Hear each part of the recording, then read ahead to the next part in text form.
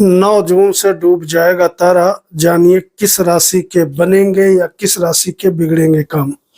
मित्रों नमस्कार, मैं मयंक त्रिपाठी नवज्ञान ज्योतिष चैनल पर आप सभी दर्शकों का हार्दिक स्वागत करता हूं। दोस्तों 9 जून से लगा करके 8 जुलाई तक का तारा डूब जाएगा, अर्थात बृहस्पति देव अस्त होने जा रहे हैं। और जब ये अस्त हो जाएंगे तो कई राशि वालों को थोड़ी बहुत दिक्कतों का सामना करना पड़ेगा। राशियों के क्रम में सभी राशियों की मैं जानकारी दूंगा। उसमें से एक दो राशि ऐसी भी हैं जिनको परेशानी निश्चित तौर पे उत्पन्न होगी। राशियों के क्रम में सबसे पहले जानकारी देंगे मेष राशि के विषय में। अगर आपकी मेष राशि है तो आपको किसी भी प्रकार की चिंता करने की जरूरत नहीं है, क्योंकि आपकी कुंडली में गुरुदेव बृहस्पति का प्रभाव लेकर सूर्य देव काम करेंगे, तीसरे स्थान में बैठेंगे।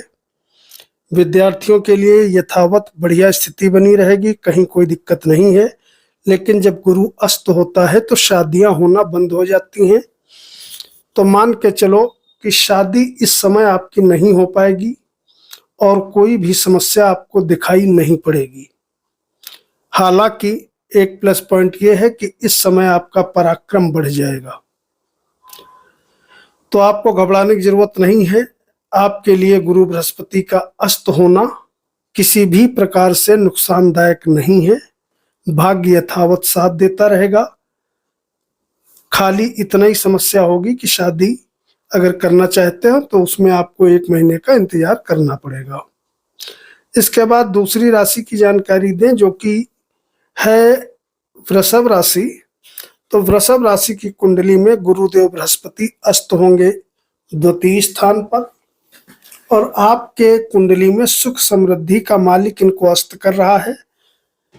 और सुख समृद्धि का मालिक सूर्य अपने स्थान से 11वें बैठेगा।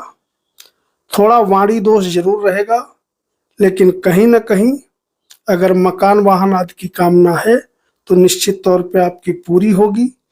इस समय अपनों से थोड़ा बना करके रखिएगा। बाकी आपको भी परेशान होने की जरूरत नहीं है। आपको भी किसी भी प्रकार से दुष्प्रभाव देखने को नहीं मिलेगा। तीसरी राशि की यदि जानकारी दें तो वह राशि नजर आ रही है मिथुन। आपकी कुंडली में लग्न पर गुरुदेव बृहस्पति बैठ अस्त होंगे।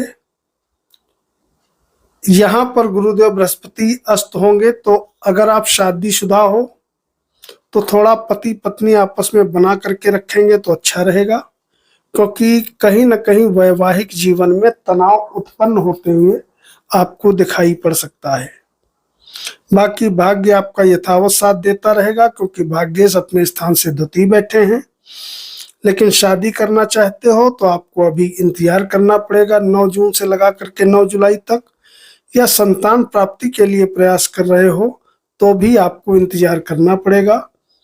आपके लिए सिर्फ एक ही दुष्प्रभाव है कि वैवाहिक जीवन में खटापट ना होने दें।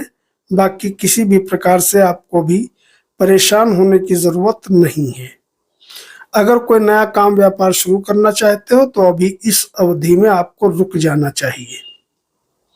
बात करें अगर कर्क राशि की, तो कर्क राशि में 12वें स्थान में सूर्यदेव गुरु को अस्त करेंगे। तो आपकी कुंडली में कोई परेशानी वाली बहुत बड़ी बात नजर नहीं आ रही है।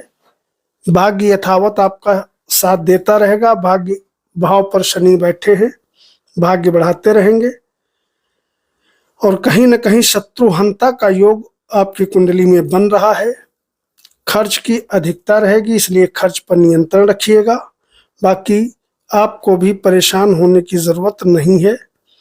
आय आपकी बढ़िया होती रहेगी, कहीं कोई दिक्कत होते हुए नजर नहीं आएगी। आपके लिए उपाय एक ही है, ओम चंद्रशेखराय नमः या ओम चंद्रमसे नमः थोड़ा मंत्र का जप करते रहिएगा। आपको भी बढ़िया फल मिलता हुआ दिखाई पड़ेगा। सिंह राशि की यदि बात करें तो आपके लिए भी प्लस पॉइंट ये बना हुआ है, लग्नेश के द्वारा गुरु अस्त होंगे। आमदनी आपकी निश्चित तौर पे बढ़ने वाली है। यात्राओं के बढ़िया योग बनेंगे। लेकिन अगर संतान की प्राप्ति के लिए आप प्रयास कर रहे हो तो 1 महीना आपको इंतजार करना पड़ेगा। उसके बाद यदि आप प्रयास करोगे, अटेम्प्ट करोगे, तो संतान की प्राप्ति हो जाएगी। और अगर शादी के लिए प्रयास कर रहे हो तो भी आपको 1 महीने का इंतजार करना होगा। या कोई नया काम, व्यापार, मान लिया साइड बिजनेस वगैरह करना चाहते हो तो भी आपको 1 महीना इंतजार करना पड़ेगा। उसके बाद ही आपको सफलता मिलेगी। इसके बाद कन्या राशि की यदि स्थिति देखें तो 10वें भाव में गुरु अस्त होंगे। काम कारोबार तो आपका प्रभावित नहीं होगा क्योंकि लग्नेश भी साथ में रहेंगे और लग्नेश का गोचर भी 10वें और 11वें में रहने वाला है। इस समय आपको नया मकान, वाहन आदि खरीदने से बचना चाहिए। आपके लिए भी केवल एक ही सावधानी है, कोई नई जगह पे निवेश न करें। कोई महत्वपूर्ण काम करना है, अभी रुक जाइए 1 महीने के लिए, उसके बाद करिएगा, आपको बढ़िया फल मिलता हुआ दिखाई पड़ेगा। आपको भी परेशान होने की जरूरत नहीं है, खाली नई जगह निवेश न करें, वैवाहिक जीवन में बना करके रखें। इसके बाद अगर तुला राशि की बात करें तो भाग्य भाव पे गुरु अस्त होंगे। कोई दिक्कत आपके लिए भी नहीं है।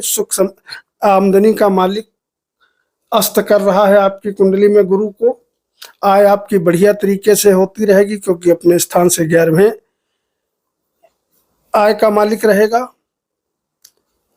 तो आपको भी परेशान होने की जरूरत नहीं है। एनर्जी लेवल आपका बढ़ता हुआ दिखाई पड़ेगा, पराक्रम बढ़ता रहेगा, भाग्य में वृद्धि यथावत होती रहेगी। इसके बाद अगर बात करें वृश्चिक राशि की तो वृश्चिक राशि में गुरु अस्त होगा 8वें भाव में। आपके लिए थोड़ा दिक्कत यह है कि कर्म का मालिक 8वें में रहेगा तो निश्चित तौर पे थोड़ा आपको बॉस, उच्च अधिकारी से बना करके रखना चाहिए।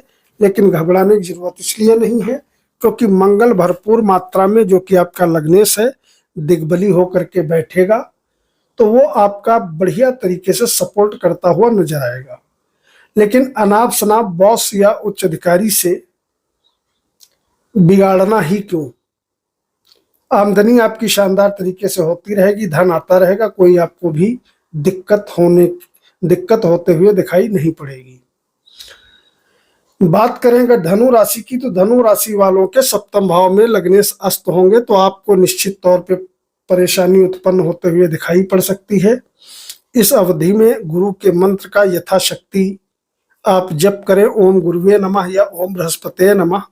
जितना अधिक जप करोगे उतना अधिक फायदा होगा। आप अपने स्वास्थ्य का ध्यान रखिए। आपके काम निश्चित तौर पे बिगड़ने के योग बने हुए हैं। वैवाहिक जीवन में निश्चित तौर पे तनाव आपको होता हुआ दिखाई पड़ सकता है, यानी कि आपके हेल्थ पॉइंट ऑफ व्यू से और आपके शादीशुदा जीवन में निश्चित तौर पे उठापटक होते हुए दिखाई पड़ेगी। लेकिन प्लस पॉइंट ये है कि भाग्य आपका बढ़िया साथ देता हुआ नजर आएगा। तो गुरु के मंत्र का जप करके आप अपनी समस्या दूर कर सकते हो। इसके बाद बात करें अगर मकर राशि की तो मकर राशि में यात्राओं के सुंदर योग बने रहेंगे। आपके लिए भी प्लस पॉइंट है। आयु का मालिक रोग भाव में है। इसका मतलब यह रहा कि कहीं ना कहीं शत्रुहंता का भी योग बनेगा। अगर दुश्मनों से घिरे हो, परेशान हो, तो निश्चित तौर पे शत्रुओं से आपको छुटकारा मिलेगी। यात्राओं के लिए बड़ा सुंदर समय रहने वाला है। यात्रा करोगे, यात्राएं आपके लिए फायदेमंद साबित होंगी। विपरीत योग का पूरा पूरा बढ़िया फल आपको मिलता हुआ दिखाई पड़ेगा।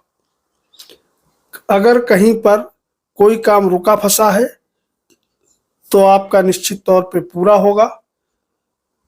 आपके लिए भी किसी भी प्रकार की कोई समस्या नहीं है। भाग्य बढ़िया आपका साथ दे रहा है और आने वाले समय में और भी अच्छा साथ देता हुआ नजर आएगा, क्योंकि आपकी कुंडली में भाग्य लंबे समय तक का भी बढ़िया अवस्था में रहेंगे और लग्नेश भी आपके पावरफुल अवस्था में है। तो आपको घबराने की आवश्यकता नहीं है। आपके लिए भी खुशी के और सुख के द्वार खुले हुए हैं। लग्नेश के निमित्त यदा हर शनिवार कम से कम एक दीपक जरूर जलाते रहिए और भी ज्यादा आपको फायदा होते हुए दिखाई पड़ेगा। इसके बाद अगर कुंभ राशि की स्थिति देखें तो कुंभ राशि में कोई दिक्कत इसलिए नहीं होगी क्योंकि सूर्य जब अस्त करेगा गुरु को तो आमदनी आपकी बढ़िया होती रहेगी, क्योंकि सूर्य गुरु का प्रभाव लेकर के आय स्थान को बढ़ाता हुआ नजर आएगा और आपकी कुंडली में सप्तमेश होकर के सूर्य बुद्धि पे बैठेगा। विद्यार्थियों को थोड़ा सचेत रहने की आवश्यकता रहेगी। प्रेम लीला के चक्कर से दूरी रखेंगे तो आपका बढ़िया है, क्योंकि बुद्धि में भटकाव होना, पढ़ाई में मन न लगना, इस प्रकार की निश्चित तौर पे समस्या दिखाई पड़ेगी। लेकिन धन की किसी भी प्रकार की न तो समस्या होगी और न यात्राओं में किसी भी प्रकार का कोई अवरोध उत्पन्न होता हुआ दिखाई पड़ेगा। आपके लिए भी कोई चिंताजनक बात नहीं है। बात करेंगे अंतिम राशि की, जो कि है भैया मीन राशि। तो मीन राशि वालों को निश्चित तौर पे दिक्कत होते हुए दिखाई पड़ेगी। इस समय आपका मन अशांत रहेगा। और दूसरी चीज, लग्नेश अस्त है। तीसरी चीज, शनि लग्न पर बैठा है, तो भैया मन भी अशांत रहेगा और स्वास्थ्य का आपको ध्यान रखना होगा। हालांकि काम कारोबार प्रभावित नहीं होगा। ओम गुरुवे नमः या ओम ग्राम ग्रीम ग्रोम सह गुरुवे नमः, इस मंत्र का जितना अधिक जप करते रहोगे उतना अधिक आपको फायदा होते हुए दिखाई पड़ेगा, क्योंकि आपकी कुंडली में रोग का मालिक होता है सूर्य। चौथे भाव में गुरु को अस्त करेगा तो निश्चित तौर पे दिक्कत वाली बात तो रहेगी। तो आप गुरु के मंत्र का यथाशक्ति जप करिएगा। कोशिश करिएगा बृहस्पतिवार के दिन, इतवार के दिन और मंगलवार के दिन लाल कपड़े कमर के ऊपर न पहने, अन्यथा आपके काम कारोबार में उतार चढ़ाव होता हुआ दिखाई पड़ेगा। वीडियो को लाइक करिएगा। कल मिलते हैं। मैं त्रिपाठी को अनुमति दीजिए। नमस्कार।